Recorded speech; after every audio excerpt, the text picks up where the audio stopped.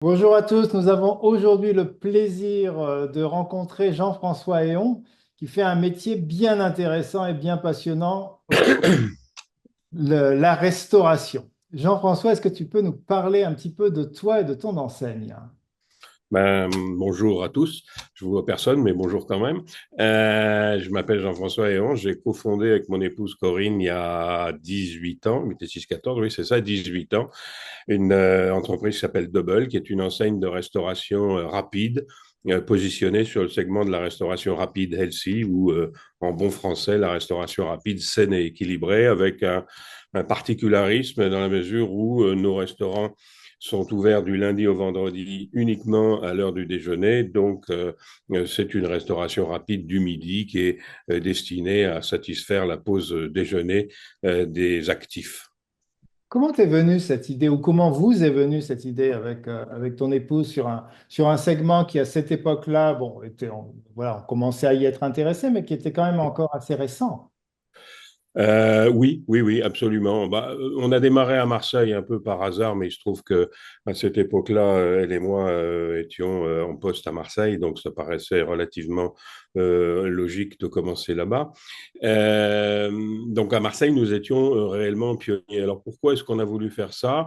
Bon, moi j'avais depuis fort longtemps dans l'idée de faire de la restauration rapide, et on a cherché quelque chose qui sorte un petit peu des sentiers battus, qui soit un petit peu original et un peu novateur. Donc, la réflexion a porté sur l'idée que, à la suite des crises alimentaires successives qui s'étaient produites dans les années 2000, 2001, 2002, enfin la vache folle, etc., nous nous sommes dit que de plus en plus de consommateurs allaient faire le lien entre alimentation saine et bonne santé. Donc voilà, on a décidé de décliner notre offre. Alors à l'origine, on s'était plutôt orienté sur une inspiration évidemment américaine vers les bars à jus de fruits, bars à smoothie, puis on s'est rendu compte que ça a été un petit peu compliqué à développer, surtout à Marseille, surtout en France, où le consommateur français n'est pas comme l'américain, perpétuellement à se promener avec un verre à la main. Donc on est resté sur l'idée de proposer des jus frais, vitaminés, etc., mais en ajoutant une offre food à notre carte, et on a développé tout ça sur ce modèle-là. Et cette volonté de se spécialiser autour de l'actif et uniquement de l'actif. Donc, si je comprends bien, vous n'êtes pas ouvert le soir, Non. vous n'êtes pas ouvert le matin. Si, bon, l'une des spécificités de l'enseigne, c'est le fait maison, les produits frais, le fabriqué sur place. Donc, les points de vente sont tous autonomes, ils fabriquent tous individuellement dans chacun de leurs points de vente, et ils sont naturellement ouverts le matin. Mais en dehors de certains emplacements qui favorisent la consommation du matin, ce n'est pas des apports de chiffre d'affaires significatifs, c'est plutôt relativement marginal. Alors bon, il semblerait que la tendance française aille vers plus de petits déjeuners ou de consommation le matin dans les restaurants, donc ça devrait évoluer dans ce sens-là, mais aujourd'hui, c'est pas vraiment là que nous, on réalise 85% de notre chiffre d'affaires entre 12 heures et 14 heures, pour simplifier. D'accord. Et Jean-François, au-delà d'être restaurateur, si j'ai bien compris, tu es aussi franchiseur. Je suis franchiseur, oui, oui, oui. On n'est plus beaucoup restaurateurs parce qu'aujourd'hui, il nous reste deux succursales, dont l'une est d'ailleurs en cours de cession. Oui. Euh, donc oui, oui, on a clairement embrassé le métier de franchiseur depuis 2010, où on a encore une fois véritablement axé tout notre développement sur ce modèle. D'accord. Et entre l'idée de départ que tu avais et là où tu en es aujourd'hui, la manière dont ça s'est développé, est-ce qu'il y a une grande différence? Bah, sur le plan de l'offre, bon, évidemment, la carte ou la proposition Double de 2024 est différente de celle de 2006 parce que les choses ont évolué, parce que pour se maintenir et pour faire face à la concurrence, il faut innover sans cesse. Donc, bon, l'offre a constamment et évolue constamment, mais le tronc commun, ça reste de la restauration healthy, saine et équilibrée, donc pas de matière grasse ou peu de matière grasse, de l'huile d'olive, des fruits et légumes frais, des légumineuses, enfin tout ce qui est bon pour la santé, pour faire court. Mais Donc, là, de ouais. ce point de vue-là, on a comment dirais-je, on a étoffé l'offre par des produits nouveaux, mais on est toujours sur ce positionnement et on ne l'est plus que jamais parce qu'on est assez convaincu que de plus en plus de gens feront ce lien entre bonne santé et alimentation saine. En plus, on a une offre qui est relativement vertueuse sur le plan carbone dans la mesure où on utilise quasiment, enfin, pas de viande de bœuf. Donc, les bilans qu'on a pu faire de notre offre sont plutôt favorables. Et ça, c'est bien parce que, bah, évidemment, ça va dans le sens de la préoccupation de la préservation de la planète. Alors, bon, ce qui a peut-être été différent entre aujourd'hui et nos débuts, c'est qu'on aurait voulu aller plus vite et on n'est pas allé aussi vite qu'on aurait voulu y aller. Euh, D'accord. parce qu'on a rencontré, quelques obstacles dans notre progression et que bah, je, je- les business plans qui ont pu être faits aux alentours des années 2008-2009 prévoyaient plus de restaurants que nous en avons aujourd'hui. Vous en avez déjà une cinquantaine hein, Oui, c'est ça, oui. sur une 49. quinzaine d'années, on va dire. 40. Le dernier est à venir, je suppose. Oui, oui, on a un certain nombre de dossiers en cours là.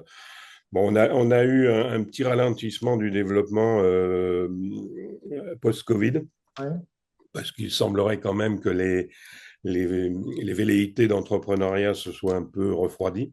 Mais je pense qu'à partir de l'année prochaine, je vois des frémissements plutôt encourageants depuis la rentrée, là, depuis le mois de septembre.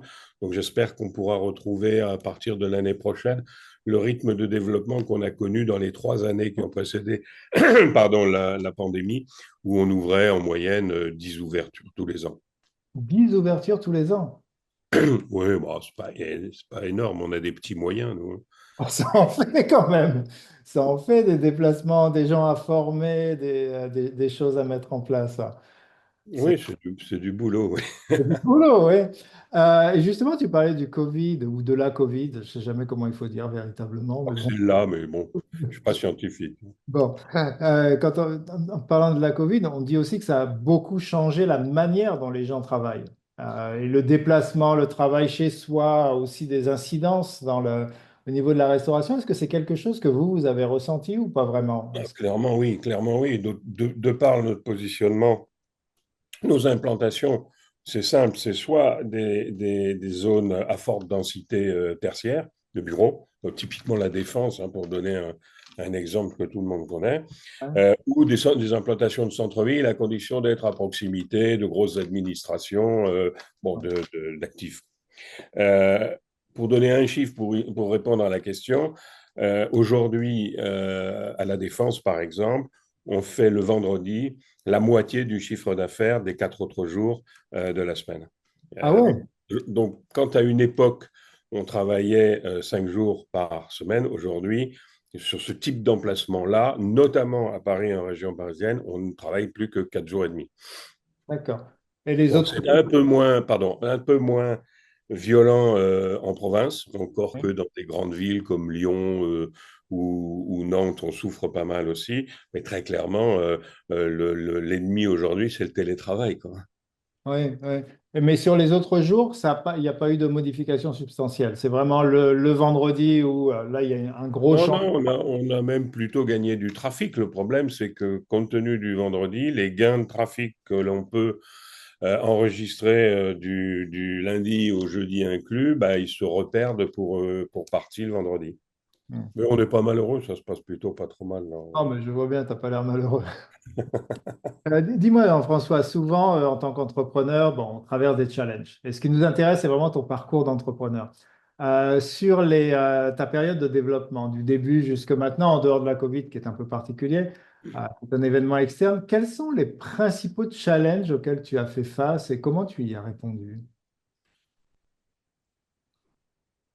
Alors, bon, ce qu'il faut savoir, c'est que dans l'étape, dans la vie, dans l'histoire de cette enseigne, il y a eu une période douloureuse qui remonte à un peu plus d'une dizaine d'années, Oui. puisqu'on a subi à cette époque-là, alors que le réseau était relativement jeune, on a subi l'attaque conjointe de 6 ex-franchisés qui nous ont assignés en nullité de contrat. Oui. OK. Donc, c'était une période difficile parce que ça a mis un coup d'arrêt total au développement et Ouais. que ça nous a entraîné dans 2, 3 années de lutte juridique qui nous ont pas permis de faire grand-chose d'autre et qui nous ont un peu atteints moralement et financièrement, accessoirement par la même occasion. Et puis bon, les choses se sont arrangées. On a gagné les 6 procès. Les 6 assaillants ont été déboutés et condamnés et on a pu reprendre le développement à partir de 2016. Hein, la période noire à laquelle je fais allusion, c'est 2013, 2014, 2015. Ah ouais, Euh, quand donc, à partir de 2016, on a pu reprendre le développement, mais début 2013, il y avait 15 doubles et fin 2015, il n'y avait plus que 7. Donc, il a fallu se battre, se retrousser les manches. L'autre soir, j'étais dans un groupe de chefs d'entreprise et le thème de la réunion, c'était la résilience. Alors, on ne m'a pas interrogé, mais je pense que si on m'avait interrogé, j'aurais pu témoigner sur la thématique de la résilience parce que bon, ça a été un gros challenge. Sinon, après, bon, on a des challenges, je dirais, courants classiques de tout chef d'entreprise. Hein. De temps en temps, il y a des problèmes de trésorerie. Euh, il, faut, euh, il faut sans arrêt se remettre en question pour encore une fois travailler notre offre. C'est le cœur du réacteur, hein, l'offre, hein, c'est même. ce qu'on propose à nos clients. Donc, c'est une remise en question permanente. Bon, le développement, la recherche des nouveaux franchisés, quelquefois ça se passe bien. Et puis, comme en ce moment, c'est un petit peu plus compliqué, bah, il faut se battre, il faut trouver d'autres angles d'attaque, d'autres sources de candidats. Mais ça, c'est la vie normale du chef d'entreprise. Hein. Il n'y a rien de très original. Nous, Ouais, on a eu 2 problèmes, en fait. Le problème contentieux, bon, qui est aujourd'hui derrière nous. Aujourd'hui, je raconte ça avec le sourire. Il y a 10 ans, j'étais moins guilleret. ouais. Euh, c'est derrière nous, mais bon, ça nous a quand même appris la vie. Et puis, bon, évidemment, ce que tout le monde a subi, c'est l'affaire Covid, qui a, à son tour, mis un coup d'arrêt assez net à toute velléité de développement. Bon, c'était un petit peu compliqué. On n'a pas perdu de resto, on en a même ouvert quelques-uns pendant cette période-là, parce qu'on avait initié des dossiers qui se sont concrétisés contre vents et marées en 2020, 2021. Tu parlais tout à l'heure du fait que tu participes à un groupe de chefs d'entreprise. Est-ce que pour toi, le fait de fonctionner en réseau, est-ce que c'est quelque chose qui est important? Est-ce que toi-même, tu as été mentoré ou coaché? Est-ce que toi-même, tu mentors d'autres personnes? Voilà, comment est-ce que tu vis cela? Ben, en fait, là, en l'occurrence, c'est un groupe de chefs d'entreprise de la restauration, et uniquement de la restauration. Bon, c'est pas inintéressant d'échanger de temps en temps. Je cours pas objectivement après ça. Alors, mentorer, oui et non. Je l'ai été, oui et non, dans la mesure où j'ai été salarié entre de 2000, de 1980 à 2008, donc 28 ans. Donc, j'ai exercé toutes sortes de fonctions jusqu'à celle de direction générale et de présidence, et j'ai eu des mentors, des gens qui m'ont fourni, je dirais, les repères, les références qui nous ont servi ensuite pour créer notre entreprise et la développer. Non, j'ai jamais été coaché. Je ressens pas la solitude du chef d'entreprise, en fait. Et justement, on en parle souvent de cette solitude du chef d'entreprise. C'est pas quelque chose que toi, tu ressens, en fait.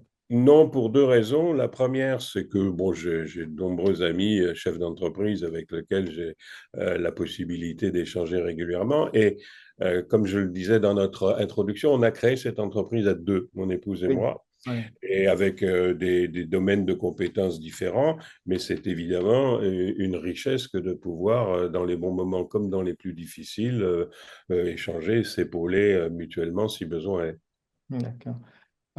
Si on regarde un petit peu en arrière, quels sont pour toi, allez, ton principal enseignement? Tu es passé du salariat, à l'entrepreneuriat. Tu te dis, voilà, qu'est-ce que tu as appris? Quel est ton principal enseignement pendant cette période?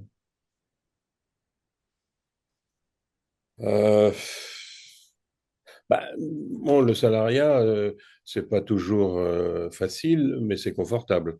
Oui. L'entreprise, c'est encore moins facile et c'est pas très confortable parce que bah, on dort pas toujours. Enfin, c'est des poncifs, ça, c'est des portes ouvertes que j'enfonce, mais enfin, c'est une réalité. On dort moins bien quand on est chef d'entreprise que quand on est salarié. Donc c'est ça l'enseignement. Après, ça te confère une liberté, une semi-liberté qui est différente. C'est une chose différente. Moi, j'ai aimé être salarié et j'aime être chef d'entreprise. J'ai pas envie de revenir, j'aurais aucune envie de redevenir salarié. Oui, D'ailleurs, je c'est suis ça. incapable de redevenir salarié. Mais je ne fais pas une différence fondamentale entre. Ce sont deux choses évidemment tout à fait différentes, mais j'ai aimé l'un comme j'aime bien l'autre. Bon, super. Si tu devais refaire les choses, est-ce qu'il y a des choses que tu ferais différemment? Quels sont les conseils que tu pourrais prodiguer à des personnes qui veulent se lancer dans l'entrepreneuriat? Ah, il y a la tentation, il y a une tentation, enfin, dans un business comme le nôtre, on s'est dit dès le départ, nous nous sommes dit dès le départ qu'on ne pourrait pas avoir un seul restaurant, parce qu'on a démarré un peu tard quand même dans notre vie professionnelle, qu'on ne pourrait pas avoir un seul restaurant, qu'il faudrait qu'on crée une chaîne. Et évidemment, on est allé trop vite. On a voulu aller trop vite, on a voulu accumuler les succursales, se lancer dans la franchise, sans avoir forcément bien réfléchi à la façon dont il fallait financer tout ça. Parce que ça coûte pas très cher de développer un réseau de franchise. Enfin, il faut quand même un peu de sous euh, pour, euh, pour financer le développement, pour financer la création et l'amélioration constante du manuel opératoire, etc., etc. Donc, je dirais, il ne faut pas aller trop vite, quoi. Je suis à refaire. Il y a il y a des opérations qu'on aurait probablement reportées d'une année ou deux pour pas se précipiter, pour prendre le temps de peaufiner. Bon, D'accord. Tu penses que la difficulté que vous avez traversée 2013, 2014, 2015 avec certains franchisés, si tu étais allé plus lentement, tu penses que tu ne les aurais pas eu de la même non, manière? non, ça n'a rien à voir en fait. Rien à voir. En fait, quand je fais allusion à la rapidité, c'est plus au moment où on a créé les succursales, c'est-à-dire avant la franchise. Voilà, on a voulu aller un peu vite, puis à un moment donné, on a voulu créer d'autres enseignes, l'une sur la thématique du bagel américain. Ouais. Enfin, américain du bagel, je vois toujours pas pourquoi j'aimerais. Et l'autre sur la thématique de la restauration rapide méditerranéenne, c'était trop par rapport à nos structures, donc on a voulu un peu trop embrasser. Mais ça, c'est antérieur au démarrage de la franchise. Non, ce qui s'est passé, en fait, c'est une longue histoire. Il y a Oui. un félon qui a réussi à fédérer cinq autres franchisés et à trouver un avocat euh, qui leur a expliqué qu'ils avaient gagné et que c'était toujours les franchiseurs qui perdaient. C'est pas tout à fait comme ça que ça s'est passé, mais c'est pas lié non, en l'occurrence, c'est pas lié à une rapidité de développement. Mais bon, de toute façon, quand on a commencé dans la franchise, on a travaillé. Je ne sais pas si c'est un coach ou un mentor, mais avec une jeune femme qui avait, elle, une bonne expérience de la franchise et qui nous a donné un certain point de repère. Elle nous a dit dès le début, tu verras, quand ça va bien, c'est grâce à lui, au Ouais. franchisé, et quand ça va pas, c'est de ta faute. Et c'est exactement ce qui s'est produit. Si vous voulez, Ouais. bon, ils n'étaient pas contents pour des raisons diverses et variées, et ils ont cherché le bouc émissaire, et le bouc émissaire parfait, en l'occurrence, c'est le franchiseur. Alors, on le savait, c'est juste que ça arrivait un peu vite dans le développement du réseau et que ça concernait un peu trop de points de vente à la fois. Mais bon, on avait un très bon avocat. Bon, bah, c'est super, c'est super. Euh, Dernière question avant qu'on ne se quitte. Peut-être deux.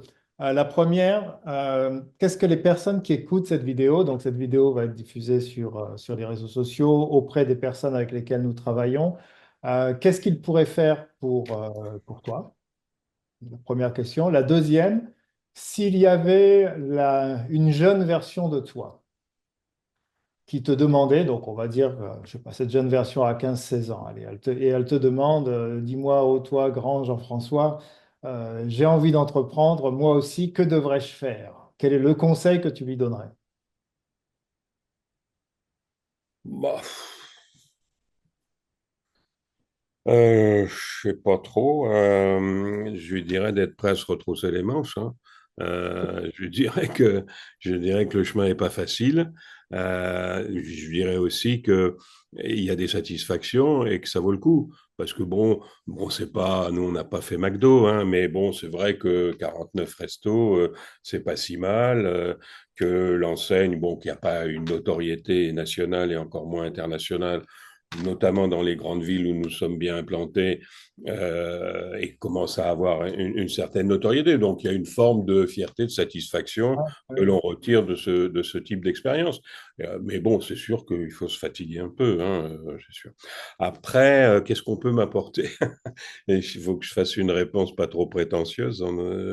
Je Ça serait quoi la réponse prétentieuse? je sais pas, pas grand-chose. Enfin, ça va, quoi. On n'a pas. Bon. Recherche de candidat, peut-être? Ça ressemble à quoi un Oui, candidat? oui, oui. Bah, ça, tout ce qui peut me permettre d'obtenir des nouveaux candidats, je suis preneur. Mais bon, non, dans l'immédiat, euh, on peut avoir des besoins qui sont très ponctuels, et qui sont liés à notre organisation propre. Je Ouais. vais prendre un exemple concret. On n'a pas d'acheteurs aujourd'hui. On n'a pas de directeur des achats ou d'acheteur. Donc l'acheteur, c'est moi. En plus, ça me casse les pieds et c'est pas le domaine dans lequel je suis le plus compétent. Donc c'est vrai qu'aujourd'hui, compte tenu de la taille de l'entreprise et compte tenu, je pense très sincèrement, de ce qu'on peut gagner en améliorant nos achats, je discute avec des freelances, enfin, ou des extérieurs, Mhm. pour éventuellement trouver une collaboration achat. D'accord. Euh, bon, il y a un point important qui est dans notre business, enfin, pas que dans le nôtre d'ailleurs, qui est la mesure de la satisfaction des clients. Oui. Bon, aujourd'hui, on a peu d'outils de mesure de la satisfaction des clients. On se contente pas, mais la seule indice que l'on ait, ce sont les notes Google qui sont données à nos différents restaurants. C'est un premier indicateur, mais c'est pas le seul, c'est pas le plus fiable en plus. Donc, par exemple, on se pose la question d'organiser, à condition que ça rentre dans le cadre de notre budget, d'organiser soit des visites mystères, soit des enquêtes de satisfaction dans les différents restaurants pour y voir un peu plus clair dans le degré de satisfaction des clients Double. D'accord. Vous n'utilisez pas la mesure NPS, par exemple? Non?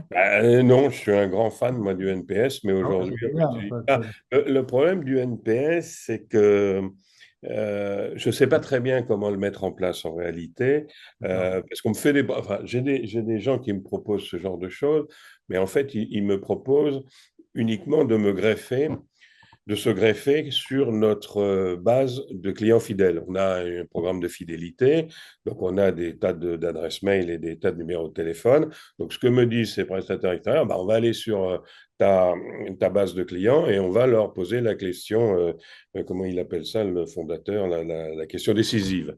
Oui. Bon, mais je leur dis, ma base, je suis capable, moi, de poser la question décisive tout seul. J'ai besoin de personne. Ce qui m'intéresse, c'est ceux qui sont pas dans ma base de données, ceux qui sont pas inscrits à la fidélité, voilà. Et là, je trouve pas vraiment de réponse satisfaisante. Ok. Ok. Ok. Bon, Super. il y a d'autres domaines, hein, on pourrait en parler un moment, hein, dans lesquels, effectivement, on recherche des partenaires extérieurs. Bon, ben c'est super. En tout cas, Jean-François, merci pour ton témoignage, Ah, merci merci, pour merci à le vous. temps que tu as accepté de passer avec nous. Et puis, je te souhaite Pas trop dur, hein, c'était pas trop dur. c'est gentil de le dire, c'est gentil de le dire. Et je te souhaite vraiment une belle continuité dans le domaine. Merci beaucoup, merci. Merci à toi.